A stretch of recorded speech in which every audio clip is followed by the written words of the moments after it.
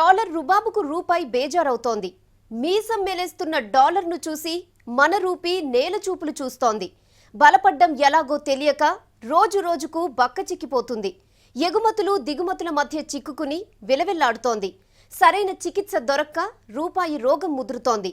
ఇంతకీ రూపాయి ఎందుకు తగ్గుతోంది? డాలర్ బలపడితే ఏం జరుగుతుంది?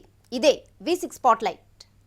ప్రస్తుతం $1కు దాదాపుగా 64 రూపాయల వాల్యూ ఉంది. దేశీయంగా ఎగుమతులు తక్కువగా, దిగుమతులు ఎక్కువగా ఉన్నాయి. దీంతో డాలర్లలో ఎక్కువ చెల్లించాల్సి వస్తోంది.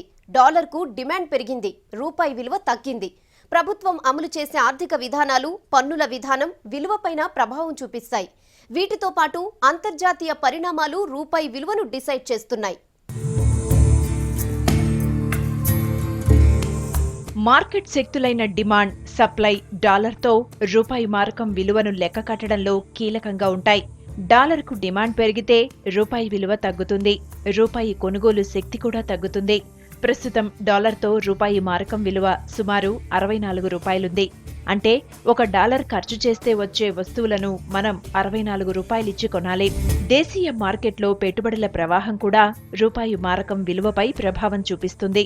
ప్రభుత్వ ఆర్థిక విధానాలు మార్కెట్లలో పెట్టుబడులు పెంచే విధంగా ఉంటే విదేశీ మారక రూపంలో దేశంలోకి డాలర్లొచ్చి రూపాయి విలువ పెరుగుతుంది.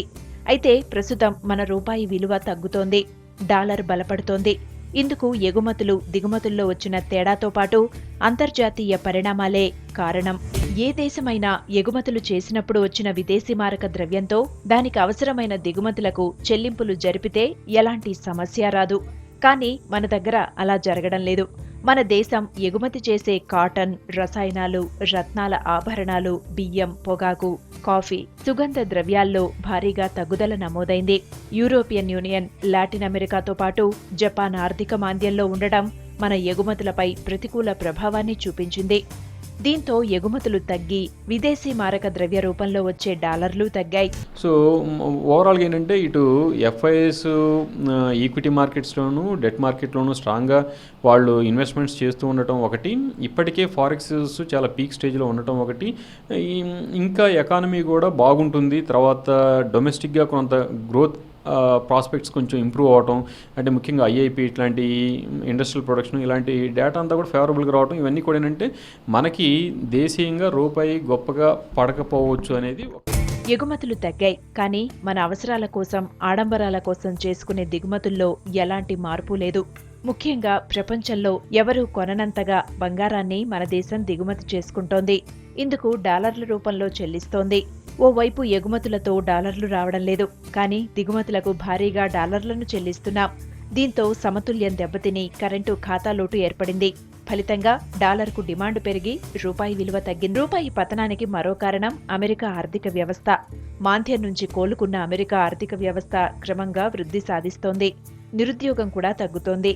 దీంతో ఫెడరల్ బ్యాంకు వడ్డీ రేట్లను పెంచింది. మిగతా దేశాల కంటే యుఎస్లో వడ్డీ రేట్లు ఎక్కువగా ఉండటంతో ఇన్వెస్టర్లంతా అమెరికాలో పెట్టుబడులు పెడుతున్నారు. మన దేశంలో ఇన్వెస్ట్ చేసిన పెట్టుబడిదారులు ఇక్కడ వివిధ రూపాల్లో ఉన్న వాళ్ల డబ్బులను డాలర్లుగా మార్చుకుని అమెరికాకు తీసుకెళ్తున్నారు. ఫలితంగా డాలర్లకు డిమాండ్ పెరిగింది.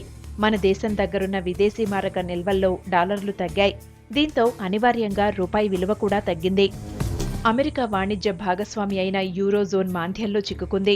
ఆయిల్ ధరలు తగ్గడంతో యూరో వాల్యూ తగ్గింది. దీంతో పెట్టుబడిదారులకు యూరో కంటే డాలర్ సేఫ్ ఇన్వెస్ట్ లా కనిపిస్తోంది. యూరోజోన్తో పాటు జపాన్, లాటిన్ అమెరికా దేశాల ఆర్థిక వ్యవస్థలు కూడా మాంద్యంలోనే ఉన్నాయి. పెట్టుబడులకు అమెరికా బెస్ట్ అన్న భావనలో ఇన్వెస్టర్లున్నారు. దీంతో డాలర్కు డిమాండ్ పెరిగింది. ఆయిల్ ధరలు తగ్గితే డాలర్ బలపడుతుంది. ఎందుకంటే ప్రపంచంలో ఏ దేశమైనా గల్ఫ్ కంట్రీస్ నుంచి ఆయిల్ కొనాలంటే డాలర్ రూపంలోనే చెల్లింపులు జరపాలి. అమెరికా అయినా డాలర్లు చెల్లించే ఆయిల్ దిగుమతి చేసుకోవాలి. ప్రపంచంలో ఎక్కువగా ఆయిల్ దిగుమతి చేసుకునే దేశమైన అమెరికాకు క్రూడాయిల్ ధరలు తగ్గితే లాభం కలుగుతుంది. చెల్లించాల్సిన డాలర్లు తగ్గుతాయి. ఫలితంగా దాని దగ్గర డాలర్ నిల్వలు పెరుగుతాయి. ప్రపంచ దేశాల మధ్య జరిగే లావాదేవీల కోసం త్వరగా లిక్విడిటీ అయ్యే ఓ కరెన్సీ ఉండాలి. బ్రిటన్ సామ్రాజ్యం ఓ వెలుగు వెలిగే టైంలో ప్రపంచ కరెన్సీగా పౌండ్ చెలామణి అయింది. ఆ తరువాత మారిన ప్రపంచ పరిస్థితులతో డాలర్ తెరపైకొచ్చింది. ఆర్థిక శక్తే కాదు, ప్రపంచాన్ని శాసించే సైనిక శక్తి ఉన్న దేశ కరెన్సీకి ఈ విలువ వస్తుంది. అందుకే బ్రిటన్ తర్వాత అమెరికా ఈ స్థానాన్ని ఆక్రమించింది. దీంతో దేశాలు తమ వ్యాపారాన్ని, పెట్టుబడులను డాలర్ల రూపంలోకి మార్చుకున్నాయి.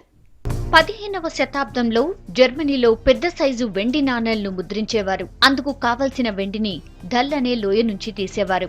కాలక్రమేణా దల్ని ధోల్గా పిలిచారు. ఆ కాయిన్స్ ను డాలర్ అనేవారు. యూరోప్లోని అన్ని దేశాల్లో డాలర్ చలామణి అయ్యేది. యూరోపియన్ దేశమైన నెదర్లాండ్స్ ప్రజలు డచ్ భాషలో వీటిని డేలర్స్ అనేవారు. కొన్ని రోజుల తర్వాత డేలర్స్ డాలర్గా మారాయి. అమెరికాలోని స్పానిష్ కాలనీలో ఈ డాలర్స్ చెల్లుబాటయ్యేవి. వీటిని చూసిన అమెరికన్ మింట్ తమ వెండి నాణేలను డాలర్స్ కాయిన్స్ తో సమానమైన బరువుతో ముద్రించింది. ఈ కాయిన్స్ కు డాలర్ అనే పేరును 1853లో అమెరికా ప్రభుత్వం పెట్టింది. తర్వాతి రోజుల్లో కాగితం నోట్లను కూడా డాలర్ పేరుతోనే ముద్రించడంతో అమెరికన్ కరెన్సీకి డాలర్ అనే పేరు స్థిరపడింది. అమెరికాతో పాటు సింగపూర్, ఆస్ట్రేలియా, కెనడా, న్యూజిలాండ్ దేశాల్లోని కరెన్సీ పేరు కూడా డాలరే. రెండవ ప్రపంచ యుద్ధంతో ఇంగ్లాండ్ ఆర్థికంగా చితికిపోవడంతో అమెరికానే ఆర్థిక అగ్రరాజ్యంగా అవతరించింది. ఓ పౌండ్ విలువ పడిపోవడంతో ప్రపంచ దేశాల అంతర్జాతీయ ఆర్థిక లావాదేవీలకు మరో కరెన్సీ కావాల్సి వచ్చింది. దీంతో 1944లో అమెరికాలోని బ్రిటన్ వుడ్స్ లో ప్రపంచ దేశాల మధ్య ఒప్పందం కుదిరింది. దాని ప్రకారం అమెరికా డాలర్ విలువను బంగారంతో ముడిపెట్టారు. 1 ఔన్స్ బంగారం విలువను $35గా నిర్ణయించారు. దాంతో అమెరికా డాలర్ అంతర్జాతీయ కరెన్సీగా మారింది. ఈ డాలర్ ఆధారిత వ్యవస్థకు నిర్వహణకర్తగా తాను ముద్రించిన ప్రతి డాలర్కు తగ్గ విలువతో బంగారాన్ని అమెరికా నిల్వ చేసుకోవాలి. అప్పటికే అమెరికా దగ్గర బంగారం నిల్వలు భారీగా ఉండడంతో డాలర్ అంతర్జాతీయ కరెన్సీగా మారింది. డాలర్ విలువ ఆధారంగానే ప్రపంచ దేశాల కరెన్సీ విలువలు నిర్ణయించారు. బ్రెటన్ వుడ్స్ కాన్ఫరెన్స్ కు అనుగుణంగా 1947లో మన రూపాయి $1తో సమానమని నిర్ణయించారు. అప్పట్లో మన దేశం ఆర్థికంగా బలంగా లేకున్నా అప్పులు కూడా లేకపోవడంతో రూపాయి విలువ డాలర్తో సమానంగా నిలిచింది. అయితే 1950 నుంచి పంచవర్ష ప్రణాళికలు, పారిశ్రామికీకరణ మొదలైంది. అందుకోసం విదేశీ రుణాలు అవసరమయ్యాయి. వీటితో పాటు 1962-65లో జరిగిన చైనా, పాకిస్తాన్ యుద్ధాలతో విపరీతంగా అప్పులు చేయాల్సి వచ్చింది. 1966 నాటికి ద్రవ్యోల్బణం భారీగా పెరిగింది. రూపాయి విలువ తగ్గింది. అంటే మన రూపాయికి అంతర్జాతీయ మార్కెట్లో కొనుగోలు శక్తి తగ్గింది. దీంతో అమెరికా డాలర్తో పోలిస్తే మన రూపాయి విలువను 1966లో ఆర్బీఐ భారీగా తగ్గించింది. ద్రవ్యోల్బణం కొనసాగడంతో పాటు 1980 నాటి రాజకీయ అనిశ్చితితో రూపాయి విలువ మరింత తగ్గింది. ఫలితంగా 1990లో రూపాయి విలువను ఆర్బీఐ మరోసారి భారీగా తగ్గించింది. 1991లో దేశంలో ఎగుమతి, దిగుమతి సంక్షోభం ఏర్పడింది. మన ఖజానాలోని విదేశీ మారకం నిల్వలు 3 వారాల దిగుమతులకు మాత్రమే సరిపడే పరిస్థితి ఏర్పడింది. దీంతో కేంద్ర ప్రభుత్వం మన దగ్గరున్న కొంత బంగారాన్ని విదేశాలకు తాకట్టు పెట్టింది. అంతర్జాతీయ ద్రవ్యనిధి నుంచి అప్పు తీసుకుంది. ఫలితంగా ఆర్థిక సంస్కరణలు అనివార్యమయ్యాయి. ఈ పరిణామాల్లో భాగంగానే 1992లో రూపాయి విలువను పాక్షికంగా మార్కెట్ ఆధారితంగా మార్చారు. 1999లో పూర్తిగా మార్కెట్కే వదిలేశారు. అంటే ప్రభుత్వం, బ్యాంకుల మధ్య జరిగే నిర్ణయాలతో కాకుండా అంతర్జాతీయ మార్కెట్లోని డిమాండ్, సరఫరాకు అనుగుణంగా డాలర్తో రూపాయి విలువను ముడిపెట్టారు. అప్పట్నుంచి మార్కెట్లో ఒక సరుకుగా రూపాయి మారింది. రూపాయి అనే సరుకుకు డిమాండ్ బాగా ఉంటే దాని ధర, విలువ పెరుగుతాయి, లేకుంటే తగ్గుతాయి. 10 ఏళ్ల వరకు అయితే ఆర్బీఐ కంట్రోల్లో మేనేజ్మెంట్ అనేటువంటిది జరిగేది.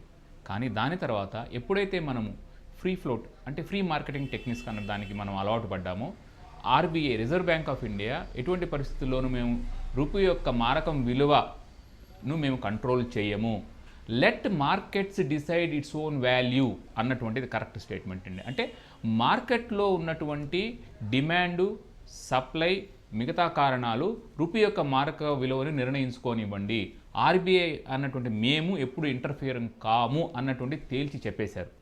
అయినప్పటికీ కూడా ఒకవేళ రూపాయి ఇక్కడి నుంచి కనుక సుమారుగా 57 నుంచి 60కి వెళ్ళినప్పుడు ఆ యొక్క ప్రభావం తగ్గించడానికి ఆర్బీఐ తమ వద్ద ఉన్నటువంటి డాలర్స్ అమ్మడము, తర్వాత వేరే విధమైనటువంటి కట్టుదిట్టి చర్యలు తీసుకోవడం జరుగుతుంది. తగ్గడమే కాదు, పెరగడం కూడా రూపాయికి తెలుసు. 2002 నుంచి 2007 మధ్యకాలంలో రూపాయి విలువ భారీగా పెరిగింది. అంతర్జాతీయంగా రూపాయికి డిమాండ్ పెరగడానికి విదేశీ పెట్టుబడులు మన దేశంలోకి భారీగా రావడమే కారణం. కానీ 2007 తర్వాత రూపాయి మళ్లీ నేలచూపులు చూసింది. అప్పటి నుంచి ఇప్పటిదాకా దాని పతనం కంటిన్యూ అవుతోంది.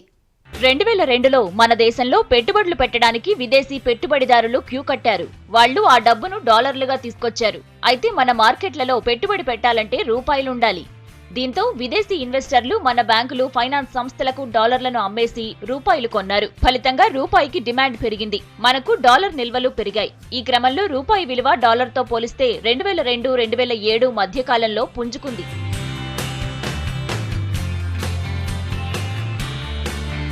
2007 నుంచి షేర్ మార్కెట్లు పతనమవడం మొదలైంది. అంటే విదేశీ ఇన్వెస్టర్లు తమ పెట్టుబడులను ఉపసంహరించుకున్నారు.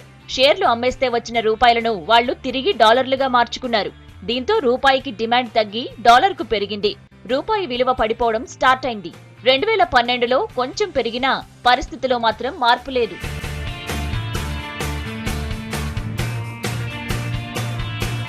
ప్రపంచంలోని అన్ని దేశాల కరెన్సీల కంటే రూపాయి విలువ డాలర్తో పోలిస్తే అత్యధిక స్థాయిలో పతనమవుతోంది. ఇందుకు మన దేశ ఆర్థిక వ్యవస్థలో ఉన్న లోపాలే కారణం. ఎగుమతి దిగుమతుల సమతుల్యత దెబ్బతినడంతో పాటు 9% ఉండాల్సిన మన స్థూల జాతీయోత్పత్తి పెరుగుదల రేటు 5%కే పరిమితం కావడం కూడా రూపాయి విలువ పడిపోవడానికి కారణాలు. రూపాయి మారకం విలువ స్థాయిని అంచనా వేయడం తలపండిన ఆర్థిక రంగ మేధావుల తరం కావడం లేదు. దేవుణ్ణి ఎలా నిర్వచించలేమో అలాగే రూపాయి స్థాయిని అంచనా వేయడం అంతే అని ఏకంగా రిజర్వ్ బ్యాంక్ మాజీ గవర్నర్ వైవి రెడ్డే చేతులెత్తేశారు. ఇప్పటికీ రిజర్వ్ బ్యాంక్ రూపాయి ఊగిసలాటను తగ్గించడానికి ప్రయత్నిస్తుందే తప్ప స్థిరంగా ఓ స్థాయిలో ఉంచడానికి చర్యలు తీసుకోవడం లేదు. రూపాయి స్థాయిని అంచనా వేయడం మార్కెట్ వర్గాల వల్ల కావడం లేదు.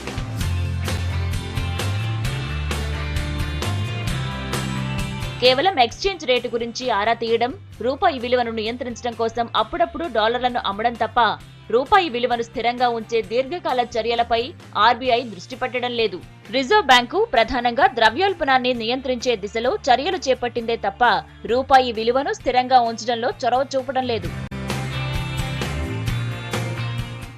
ఆర్బీఐ చేతుల్లో పూర్తిగా ఉందంటే మాత్రం అది చెప్పలేము. ఆర్బీఐ ఒక మాత్రం కంట్రోల్ చేస్తుందంటే తను ప్రధానంగా ఏంటంటే క్యాపిటల్ కంట్రోల్స్ని కొంతవరకు కంట్రోల్ చేయొచ్చు, యాజ్ వెల్ యాజ్ ఇంట్రెస్ట్ రేట్స్ని ఒకవైపుగా చూడొచ్చు. బట్ ప్రభుత్వం వైపు నుంచి కూడా సహకారం ఆర్బీఐ ప్లస్ ప్రభుత్వం రెండు అనుసరించి ఒక కామన్ విధానంతో ముందుకెళ్తే ఆ సమస్యకు పరిష్కారం ఉంటుంది. కానీ ఆర్బీఐ కాకుండా ఇండిపెండెంట్గా వెళ్ళడం ఎంత ముఖ్యమో దాంతోపాటు దేశానికి మంచి జరిగే పాలసీస్ల మీద వెళ్ళాలి. రూపాయి విలువ తగ్గడం అంటే డాలర్తో రూపాయి విలువ తగ్గినట్లే. దిగుమతులపై ఎక్కువగా ఆధారపడే మనకు ఇది భారమే. టెలివిజన్లు, సెల్ ఫోన్లు, రిఫ్రిజిరేటర్లు లాంటి ఎలక్ట్రానిక్స్ వస్తువుల ధరలకు రెక్కలొస్తాయి. ఇప్పటికే భారమవుతున్న పెట్రోల్, డీజిల్ ధరలు మరింత పెరుగుతాయి. రవాణా ఖర్చులు పెరిగి నిత్యావసర వస్తువుల ధరలు కూడా పెరుగుతాయి. కొన్ని రంగాలకు మాత్రం రూపాయి పతనం లాభాలనిస్తుంది. ఇప్పటికే 4.5 లక్షల కోట్ల రూపాయలకు పైగా అప్పు ఉన్న కార్పొరేట్ కంపెనీలు రూపాయి పతనంతో మరింత నష్టపోయాయి. డాలర్లలో చెల్లించాల్సిన అప్పుల విలువ మరింత పెరుగుతోంది.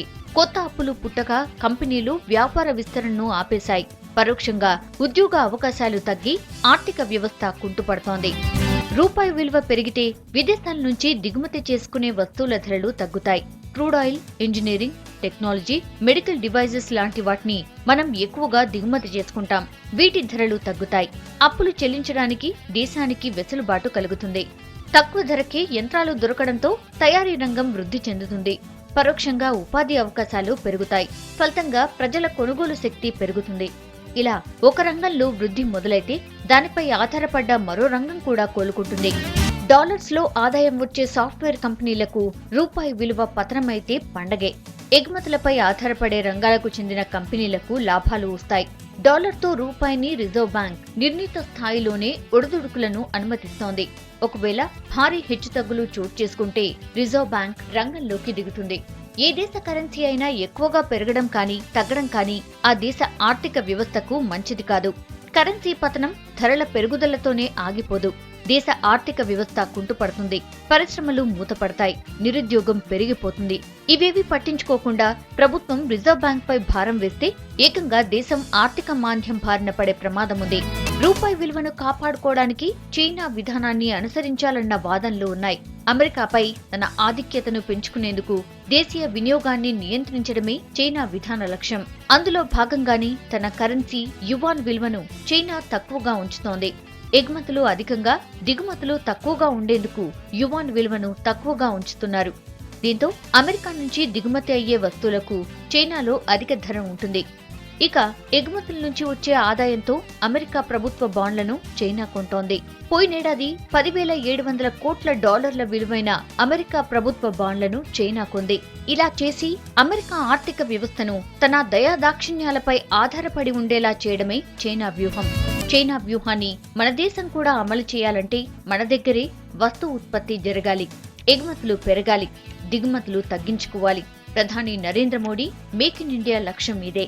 ఇంతేకాదు, మన దేశ కంపెనీలు ఉత్పత్తి చేసే వస్తువులన్నీ వాడితే ఆదాయం మన దగ్గరే ఉండిపోతుంది. ఫలితంగా డాలర్లను మనమే కొనే పరిస్థితి వస్తుంది.